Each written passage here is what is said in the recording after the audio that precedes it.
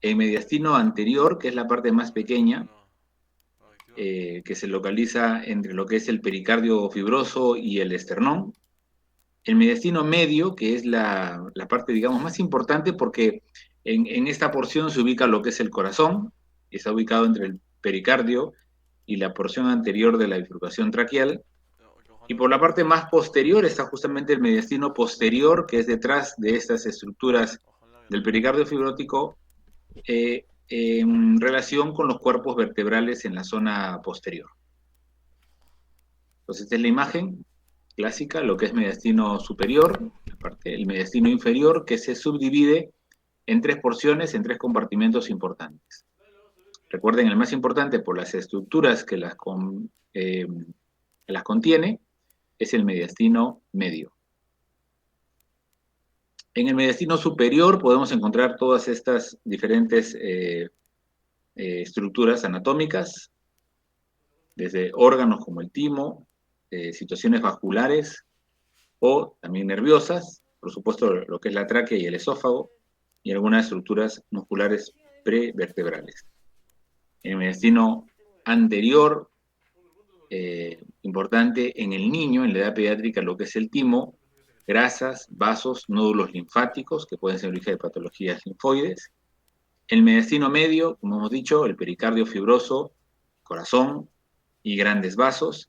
Y en la parte posterior tenemos lo que es la aorta torácica, nódulos linfáticos también, estructuras venosas, nerviosas, el esófago en una de sus porciones, y también estructuras como lo que es el plexo esofágico y los troncos simpáticos a nivel torácico, de la cadena simpática. Según la ubicación de las lesiones, vamos a tener en general, primero, lo que nos constituye la parte del síndrome, los fenómenos obstructivos de los vasos. Después tenemos también los fenómenos obstructivos de las vísceras huecas y por último la disfunción neurológica. Esto quiere decir que todo el componente del síndrome mediastínico, cual fuera la etiología que estaría originando a este síndrome mediastínico, van a situarse en estos tres fenómenos o en estas tres fisiopatologías. La primera de ellas, como les decía, la obstrucción de los vasos, principalmente de las venas, con un síndrome característico que es el síndrome de vena cava superior, que lo vamos a revisar más adelante. También se puede deber a una obstrucción, pero de las vísceras huecas, principalmente esófago y tráquea, con una sintomatología especial, que ya se imaginarán por dónde va a cursar. Y por último, disfunciones neurológicas, ¿no? Hemos visto que en las diferentes estructuras mediastínicas o en diferentes compartimientos mediastínicos se encuentran nervios, cadenas simpáticas. Esas estructuras se pueden ver también comprometidas en su función, como son principalmente el nervio neumogástrico recurrente, el frénico, y como les he dicho, a nivel simpático, a nivel del ganglio estrellado, que es este ganglio espinal que se encuentra muy superior a nivel cervical y que se fusiona, ¿no? Y que se vuelve un ganglio tiene imagen como una estrella ahí en la parte cervical. Producto es parte de lo que es la cadena simpática. Entonces, de acuerdo a esta ubicación y con la fisiopatología que hemos revisado, estas son las diferentes patologías que se puedan dar a nivel del mediastino anterior. De toda esta lista, podemos destacar lo que es el timoma en la parte anterior, algunos linfomas también, y los aneurismas. Luego, en el mediastino medio, destacamos principalmente el linfoma, que es una ubicación muy frecuente del linfoma mediastinal, mediastino medio, algunos tumores broncogénicos, es decir, que tienen que ver con las vías respiratorias, algunas masas vasculares también. Y en la parte posterior, el mediastino posterior, destacamos los tumores neurogénicos o neurógenos, que tienen que ver con el origen nervioso de estos tumores, como vamos a ver más adelante. En cuanto a las manifestaciones clínicas, bueno, esto básicamente en la gran mayoría es asintomático, el diagnóstico es en buena parte de los pacientes, en la mayoría incidental, porque la sintomatología suele ser nula o escasa, sobre todo cuando están ubicados a nivel posterior. Los síntomas van a depender de la localización de la lesión, del tamaño, y claro, también si estamos hablando ya de una patología tumoral, si este tiene un origen benigno o maligno, porque van a tener una clínica totalmente diferente, sobre todo a nivel sistémico, no tanto la diferencia a nivel mediastinal, pero sí a nivel sistémico. Aunque esto suele ser inespecífico, podríamos hablar de algunos síntomas clásicos, como es el dolor torácico, la tos que es seca, irritativa, la disnea, cianosis, también disfagia, estridor, disfonía, voz bitonal, cialorrea, hipo, taquicardia, que son, como pueden ver, síntomas inespecíficos que nos pueden estar llevando a múltiples patologías. Sin embargo, en el contexto de una lesión mediastínica, tenemos que enfocarnos a encontrar esta sintomatología. Y por último, los síndromes paraneoplásicos, que es parte, digamos, de lo que es el desarrollo de algunas patologías oncológicas, de algunos tipos de cáncer, sobre todo los de origen pulmonar y pancreático, y en este caso nos interesa los tumores pulmonares, que pueden comportarse o estas células secretar sustancias muy parecidas a diferentes hormonas de nuestro cuerpo y llevar consigo la expresión de esas alteraciones hormonales sin que el órgano origen endocrino, ¿no?, que origina esta hormona, esté comprometido, sino que son las mismas células malignas que van a secretar estas sustancias y que nos van a dar un cuadro muy característico de un síndrome endocrino, ¿no? Sin embargo, es por el origen del cáncer.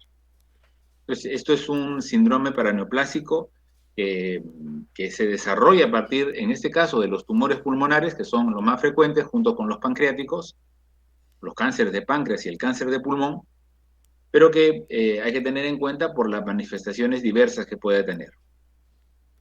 Y en este punto, como habíamos revisado, la fisiopatología de base por la compresión de vasos, estaríamos característicamente en un síndrome de vena cava superior, también con un síndrome de hipertensión endocraniana que nos puede originar esta situación, cianosis claramente por la parte pulmonar, hipertensión venosa, edema en esclavina, que es un edema que se origina a nivel de la cara y el cuello, los miembros superiores, y la circulación colateral, que vamos a ver una imagen de esto. La compresión de vísceras huecas, habíamos destacado el esófago, entonces los síntomas van a estar orientados a una disfagia orgánica, ¿no? Esto quiere decir una disfagia, digamos, verdadera, no funcional, sino orgánica, física, somática, permanente y progresiva.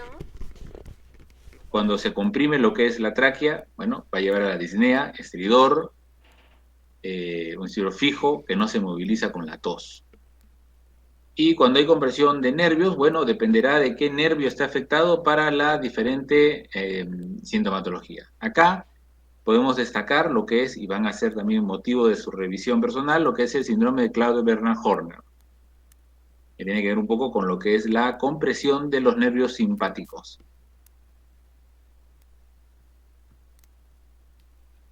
Como les decía, vamos a dejarlo como revisión, lo que es el síndrome de hipertensión endocraniana, aunque eso va a ser un tema que lo vamos a ver más adelante dentro del curso, pero sí lo que es el síndrome de Claude-Bernard-Horner y lo que es el síndrome de vena cava superior. Un poco para hablar de eso, el síndrome de vena cava superior puede tener origen tumoral y no tumoral, como la fibrosis, granulomas, trombosis, y ser de origen tumoral, como el cáncer de pulmón de células en avena o células pequeñas, que es el cáncer de pulmón no tan frecuente, linfoma, ¿no?, que es un cáncer de origen de linfocitos, pero que se ubican a nivel del mediastino, sobre todo, como les decía, el mediastino anterior y medio. También el mediastino, por las estructuras ganglionares que ubicamos a ese nivel, puede ser lugar de secundarismo o sitio de metástasis de lo que es el cáncer de mama, melanoma, gastrointestinal, en general cualquier tipo de cáncer, pero estos son los más destacados por la ubicación. En este síndrome de vena cava superior tenemos diferentes signos, como es el edema facial, lo que les mencionaba, el edema de esclavina, cianosis facial, plétora facial, o sea, que del cuello para arriba está rojo, eso se llama la plétora facial, taquipnia, telangiectasias.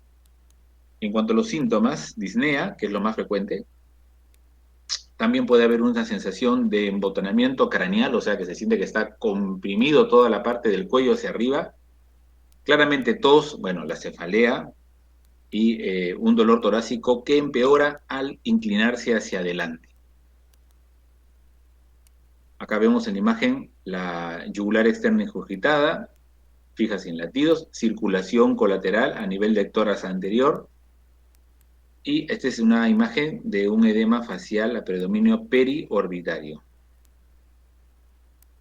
Vemos el edema a nivel del cuello, circulación colateral, y acá es una situación ya más avanzada, digamos, con cambio incluso coloración de la piel. Si nos enfocamos al origen tumoral, esto también es parte, digamos, por eso la relación que tiene esta clase con la última es muy cercana, porque también vamos a hablar acá de lo que es el origen tumoral en lo que es el síndrome mediastínico, de los tumores que se pueden localizar a nivel del mediastino, el 59% lo hacen en el mediastino anterior, el 29% en el medio y 16% en el posterior. Digamos, 60% anterior, 30% medio y el 15% restante a nivel posterior. ¿Cuáles son estos tumores en el área más frecuente? En la parte anterior, los linfomas, el timoma, el bocio,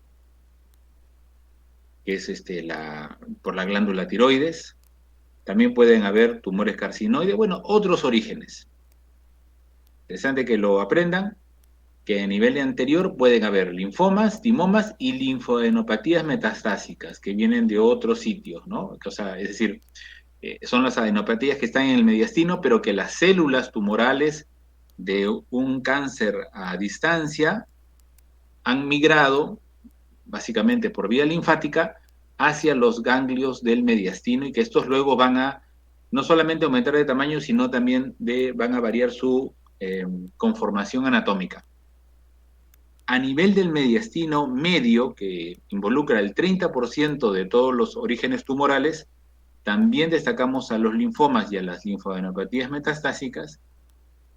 Y a nivel de la parte posterior, como les había dicho, principalmente tumores de origen neurológico. ¿También que hay linfomas? También.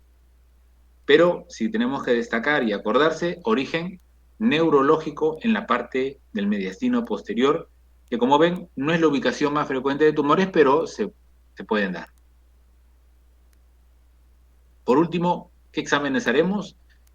Analíticamente no tenemos un examen que nos vaya al tema de mediastínico, pero sí a la patología que lo está causando de fondo, ¿no?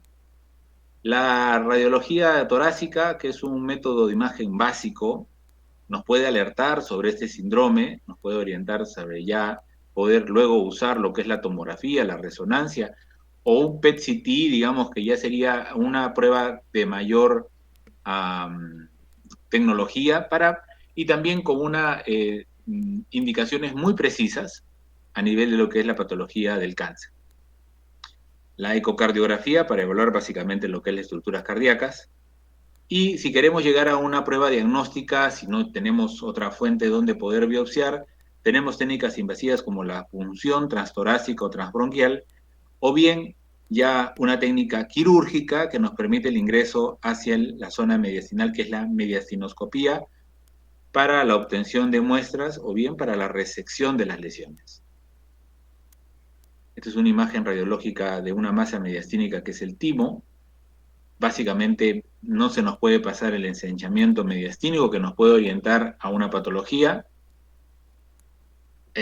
También se pueden ubicar teratomas maduros, cánceres de tipo de seminoma, que es un cáncer normalmente ubicado a nivel testicular, pero por la migración de las células germinales por la línea media, donde pasan por el mediastino, por el retroperitoneo, puede malignizarse algunos rezagos de células embrionarias que quedaron, o sea, estas células germinales embrionarias que quedaron a nivel del mediastino y formar un tumor que es el seminoma.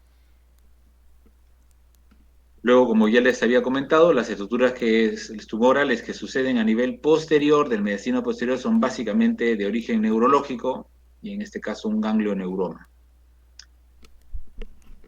Ok, eso con respecto al síndrome mediastínico. Vamos a pasar a hablar sobre lo que es el síndrome de debilidad de los músculos respiratorios. Aquí también una pequeña agenda. Empezaremos con el concepto, la etiopatogenia, manifestaciones clínicas y exámenes auxiliares. Bueno, como ustedes saben, los músculos respiratorios dan la fuerza para la ventilación pulmonar. Tienen que vencer una resistencia para el flujo de las vías aéreas y el tejido pulmonar y torácico. Tenemos músculos inspiratorios y expiratorios que normalmente son pasivos. Cuando los músculos inspiratorios se relajan, se produce la expiración. El principal músculo inspiratorio es el diafragma, pero también están los músculos accesorios, intercostales, por ejemplo. Y los músculos expiratorios es una actividad pasiva, donde también podrían intervenir los músculos abdominales. Acá hay un concepto que hay que diferenciar entre lo que es debilidad y fatiga. La debilidad está independiente de la actividad física y no se recupera con el reposo, mientras que la fatiga es secundaria a una excesiva actividad física y que claramente con el reposo se va a recuperar. Hay algunos signos de gravedad sobre lo que podemos nosotros intervenir con lo que es una ventilación mecánica, es la paradoja abdominal y la respiración alternante, que eso tiene que ver con el aumento de volumen a nivel torácico y abdominal. En ese juego, cuando encontramos un paciente con ese tipo de patrón respiratorio, es prácticamente una indicación de gravedad y de uso de ventilación mecánica. Claro que eso va a estar también de la mano con otros hallazgos analíticos, ¿no? De la gasometría también arterial.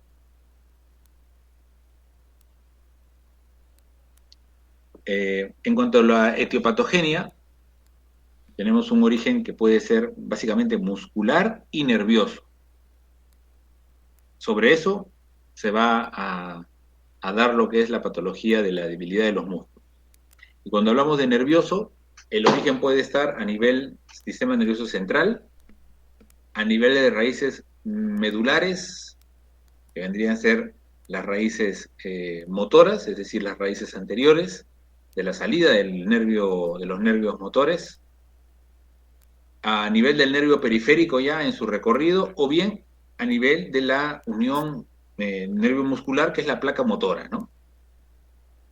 Entonces aquí podemos tener diferentes tipos de alteraciones de las vías motoras, de las vías nerviosas motoras, principalmente hablando de la córtico-espinal, ¿no? Que es la vía piramidal, ya sea por daño de la neuromotora primaria o secundaria.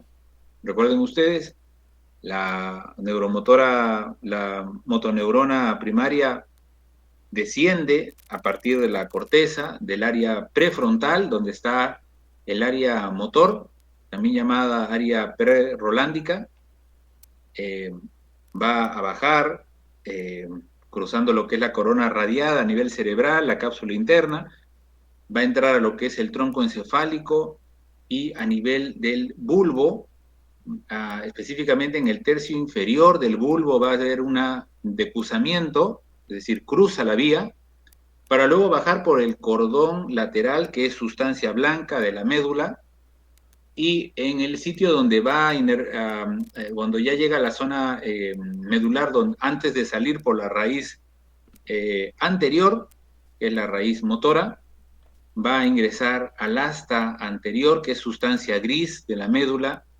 para hacer la sinapsis con la segunda motoneurona.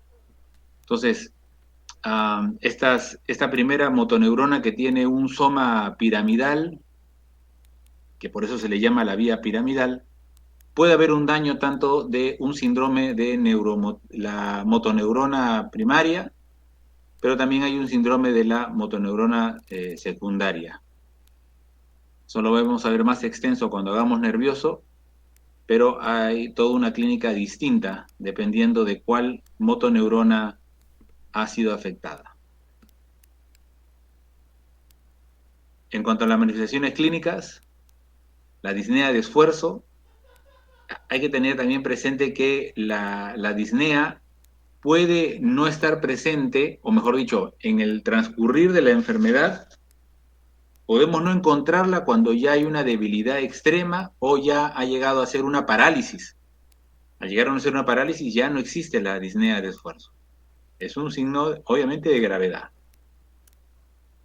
Normalmente no hay tos, no hay expectoración, incapacidad para toser, y eso predispone a patologías infecciosas. ¿El diafragma se puede percutir? Teóricamente sí, entre la 9ª y 10ª costilla.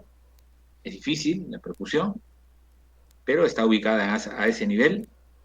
La ventilación alveolar no está comprometida al inicio, y primero puede haber alteraciones tan generales como alteraciones del sueño, como insomnio, cefaleas matinales, somnolencia. O sea, el paciente no descansa bien por la necesidad respiratoria que le está ocasionando esta debilidad.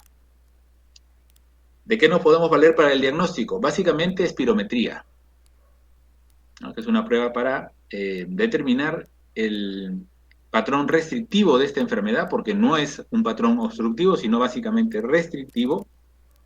Y también hay una incapacidad tusígena para llegar al flujo expiratorio pico. Básicamente todo esto dentro de lo que es la espirometría.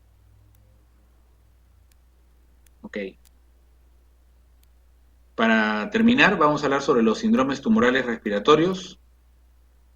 Como ya hemos estado hablando previamente, los tumores pueden ser de origen benigno o maligno. Al hablar de síndrome tumoral, no me estoy refiriendo necesariamente a cáncer,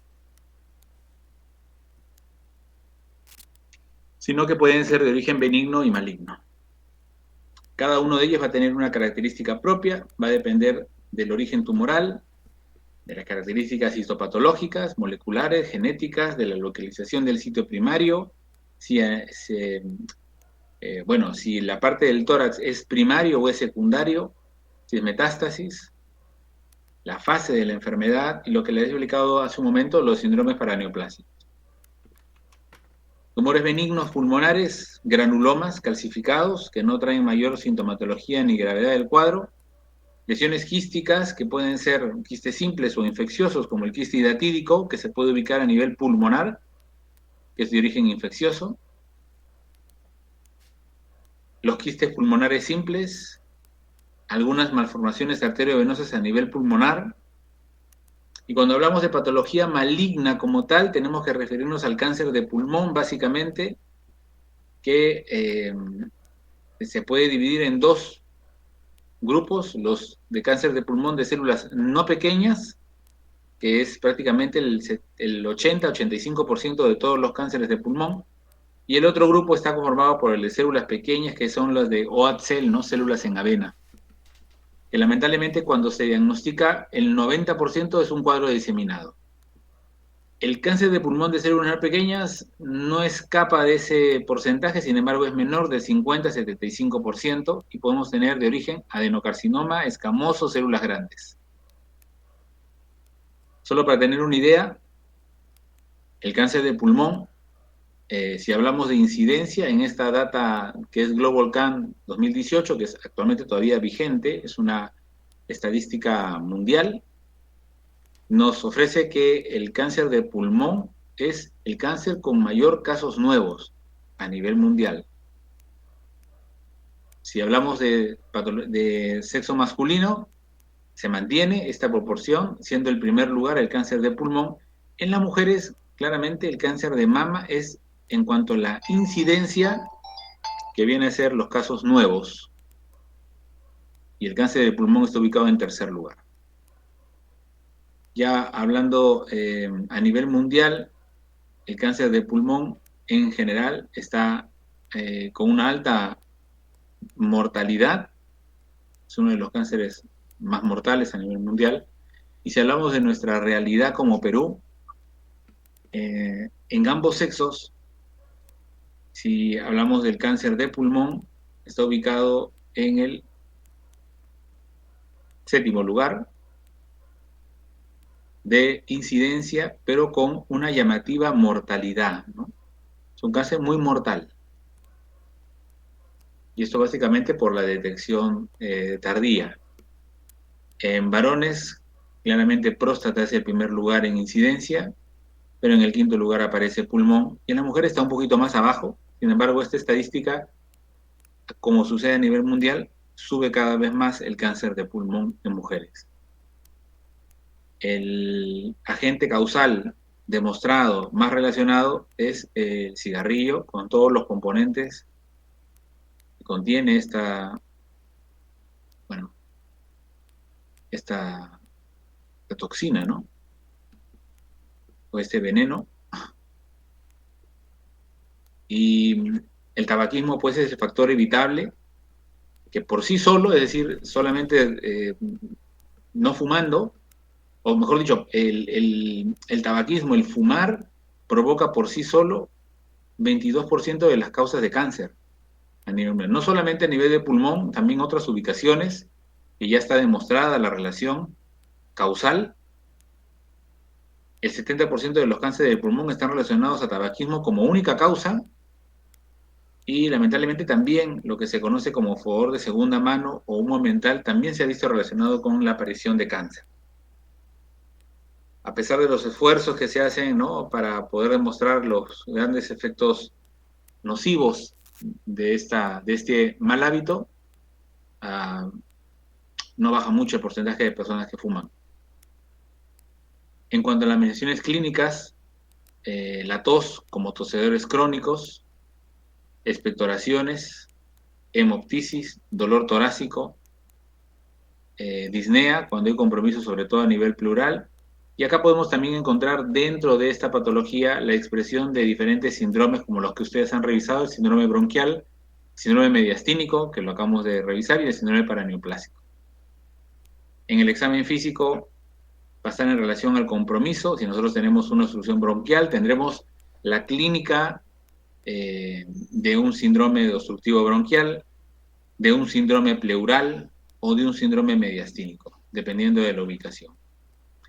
Generalmente, y para que esto, digamos, no es una clase del capítulo de oncología, pero recordar que los adenocarcinomas, que es el tumor maligno más frecuente del cáncer de pulmón, se ubica periféricamente clásicamente. Mientras que el epidermoide, que es el segundo más frecuente, su ubicación es central, cerca al ilio. Acá también tenemos otro caso en el cual se ha abscedado y en la parte central se ve un orificio. El tumor de Pancos es un tumor que se desarrolla a nivel de la primera costilla y que puede incluso haber una lisis, una osteolisis, ¿no?, una destrucción ósea. Es un tumor muy característico que sucede a nivel de la parte apical pulmonar. ¿Cómo llegar al diagnóstico?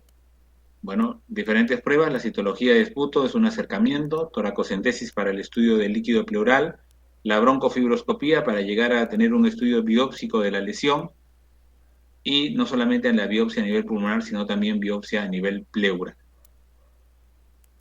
Bueno, eso es todo. No sé si hay alguna pregunta.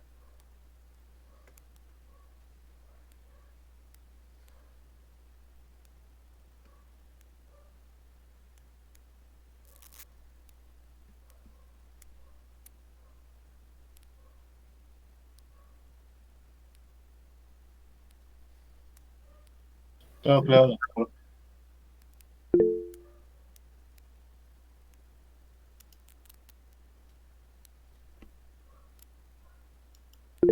Muy bien. Bueno, entonces después ya con la delegada envían lo que es la asistencia y ya nos vemos próximos a la siguiente clase. Hasta luego. Hasta luego, doctor. Hasta luego. Hasta luego, Hasta luego, doctor.